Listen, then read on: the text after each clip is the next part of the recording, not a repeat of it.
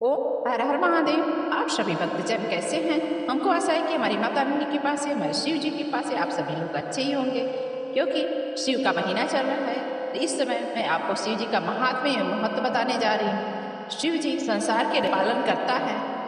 जो पालन करते हैं उनकी पूजा आराधना करना मेरा फर्ज बनता है। श्रावण का महीना चल रहा है। श्रावण महीना हमारे वर्ष का 5वां महीना माना गया है।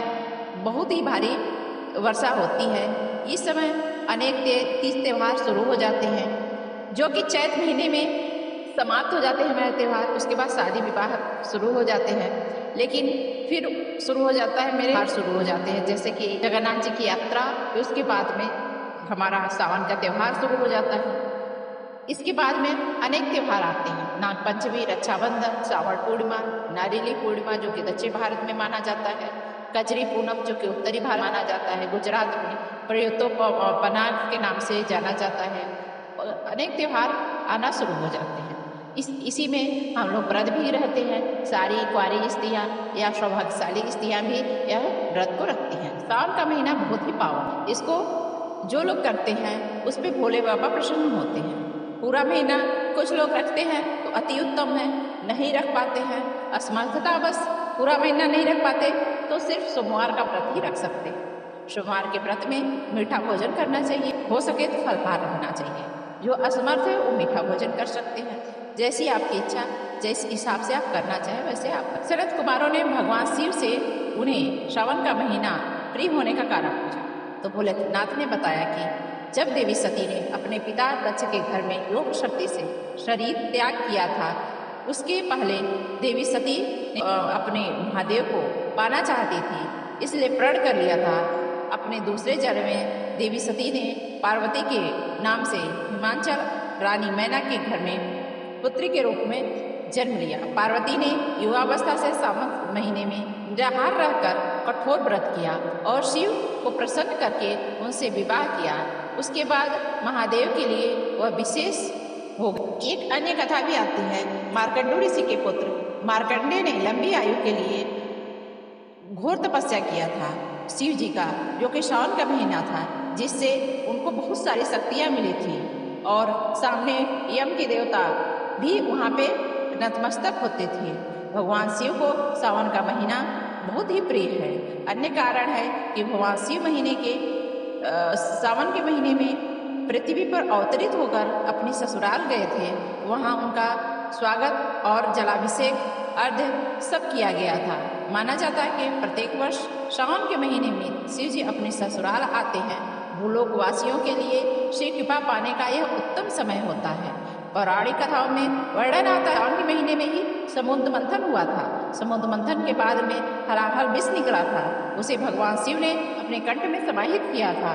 देवी देवताओं और मनुष्यों की रक्षा की थी। विषपान से महादेव का कंठ नीला पड़ गया था, इसलिए हमारे महादेव का नाम नीलकंठ पड़ा।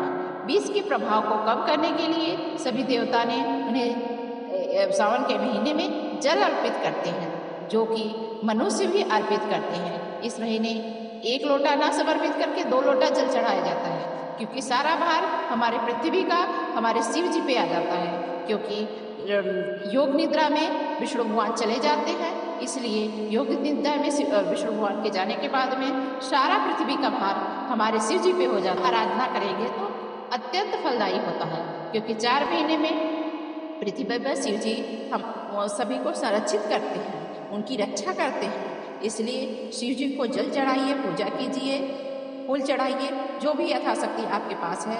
शिव जी तो भोले हैं, जैसे ही आप पूजा करेंगे, जिस तरह से पूजा करेंगे वैसे ही वो प्रसन्न हो जाते हैं। इसलिए शिवलिंग पर जल चढ़ाने का खास महत्व सावन के महीने में बताया गया है।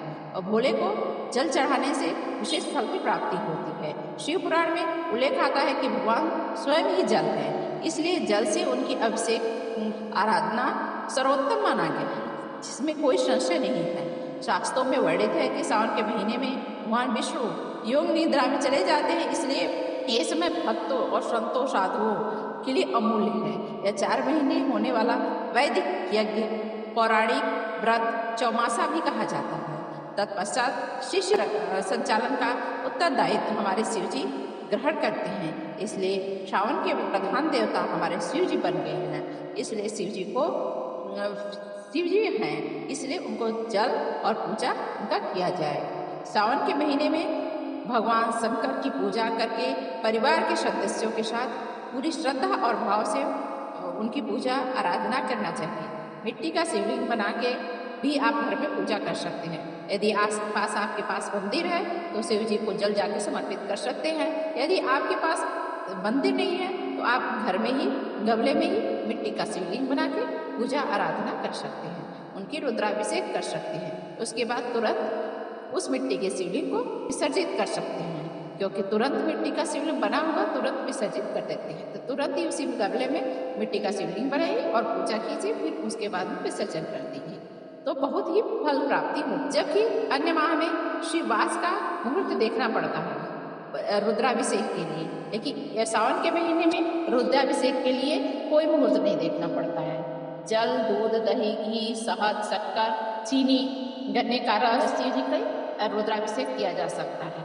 अभिषेक कराने के बाद बेलपत्र, समीपत्र, कुशा तथा दूध आदि से शिव जी को प्रसन्न किया। फल, फूल, भांग, धतूरा, श्रीफल यानी नारियल का भी भोग लगाया जा सकता है। लेकिन हाँ, नारियल को तोड़ना नहीं चाहिए, श्रीफल को तोड़ना नहीं चाहिए। नारियल को साबुत ही चढ़ाया जाता है तो फलदायी होता है, क्योंकि खंडित चीजें हमारे शिव जी को पसंद नहीं है।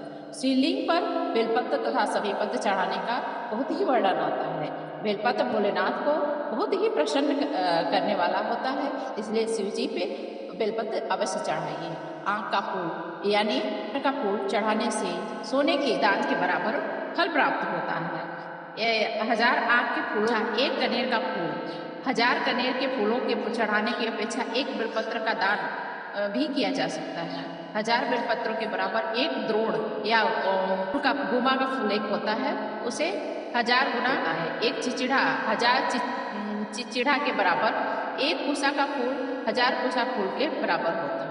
एक समी का पत्र 1000 समी पत्तों के बराबर, नीलकमल 1000 से ज़्यादा, एक धतूरा और 1000 धतूरों के बराबर शमी फूल होता है।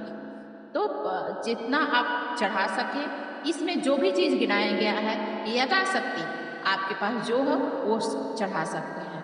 जितना हम गिनाते हैं उतना तो हम चढ़ा नहीं पाते, क्योंकि इतना वर्णन है उसमें। कुछ चीज़ें किसी के पास कुछ चीज़ें नहीं होता है, किसी के पास कुछ होता है, किसी के पास कुछ होता है। तो यथाशक्ति आपके पास जो कुछ है वही सब लेकर के आप मंदिर जाइए और सावन के महीने में पूजा कीजिए, आराधना कीजिए, तो विशेष फल की प्राप्ति होती है। आइए हम सावन के महत्व का तो वर्णन किए, उसके बाद में सावन के महात्म्य का पहला श्रवण और दूसरा श्रवण करने चलते हैं। ओम